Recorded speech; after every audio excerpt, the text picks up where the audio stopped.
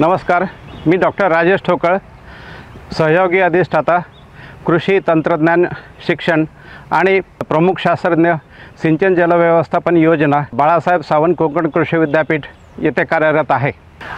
आज मी आपल्याकडे ठिबक सिंचनासाठी गाळण यंत्रणा यांची निवड आणि निगा कशी राखावी याबाबतची माहिती मी आपल्यासमोर घेऊन आलेला आहे।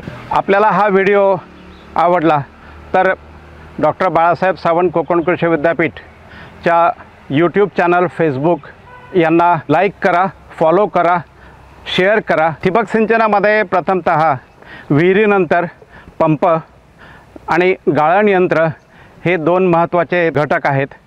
पंपाची निवड करताना प्रामुख्याने पंपाला हेड किती लागतो आणि पंपाला प्रवाह किती लागतो याप्रमाणे पंपाचा हॉर्स पॉवर निवडावा। बाजारात अनेक प्रकारचे पंप उपलब्ध आहेत, त्यापैकी सेंट्रिफ्युगल पंप ज्याला आपण मोनोब्लॉक म्हणतो आणि सबमर्सिबल पंप हे शेतीसाठी आपण वापरत असतो। ठिबक सिंचनासाठी लागणाऱ्या गाळण यंत्रणेमध्ये प्रामुख्याने 4 प्रकार पडतात। त्यापैकी सँड फिल्टर म्हणजेच त्याला वाळूचं गाळण यंत्र असं म्हणतात, स्क्रीन फिल्टर म्हणजेच जाळीची फिल्टर यंत्रणा, डिस्क फिल्टर आणि हायड्रोसायक्लोन फिल्टर असे हे प्रामुख्याने 4 प्रकार पडतात। वाळूचे गाळण यंत्र यात प्रामुख्याने वाळूचा वापर केला जातो आणि पाण्याच्या गढुतेनुसार याची निवड करावी आणि या यंत्रणेच्या क्षमतेचा पंपाच्या प्रवाहाशी संबंध असल्याने पंपाच्या प्रवाहानुसार त्याची क्षमता निवडावी। यानंतर दुसरा प्रकार आहे जाळीची गाळण यंत्रणा किंवा याला स्क्रीन फिल्टर असं म्हणतात। यात 100 ते 120 मायक्रॉनची जाळी बसवलेली असते, जेणेकरून पाण्यातील बारीक कचरा हा जाळीमध्ये अडकून स्वच्छ पाणी हे सिंचनाच्या संचात आपण त्याचा प्रवाह सोडत असतो। ही जाळीची गाळण यंत्रणा जेव्हा पाण्यामध्ये गढुता कमी असेल त्यावेळी जाळीची गाळण यंत्रणा आपण बसवत असतो। यानंतरची गाळण यंत्रणा म्हणजे डिस्क फिल्टर आहे आणि गाळण यंत्रणा जाळीच्या गाळण यंत्रणेपेक्षा जास्त कार्यक्षम आहे आणि याचाही वापर पाण्याच्या कमी गढुतेनुसार करावा। हायड्रोसायक्लोन हे फिल्टर जेव्हा पाण्यामध्ये जास्त जाडीचे कण असतात आणि मातीचे कण असतात त्यावेळी हे फिल्टर वापरणं अतिशय आवश्यक आहे। ठिबक सिंचनातील गाळण यंत्रणेची काळजी आणि निगा घेताना प्रथमतः वाळूच्या फिल्टरची निगा आपण बघूयात।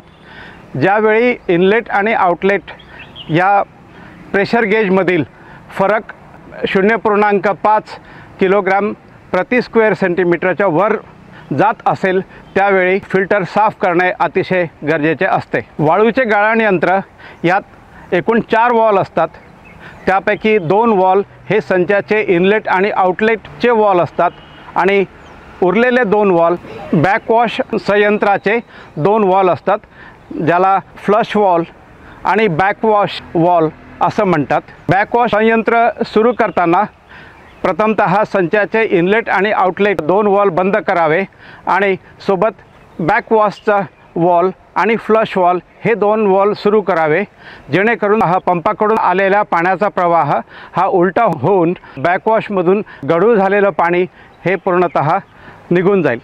बॅकवॉशमधून आलेलं पाणी स्वच्छ निघाल्यानंतर बॅकवॉश संयंत्र हे बंद करावे आणि संचाचे इनलेट आउटलेट वॉल सुरू करून संच पूर्वतः सुरू करण्यास हरकत नाही। स्क्रीन फिल्टर रोज संच सुरू करण्याआधी साफ करणे अतिशय गरजेचे असते। त्यात स्क्रीन ही स्वच्छ करून परत ती संचामध्ये बसवावी आणि ठिबक संच सुरू करावा।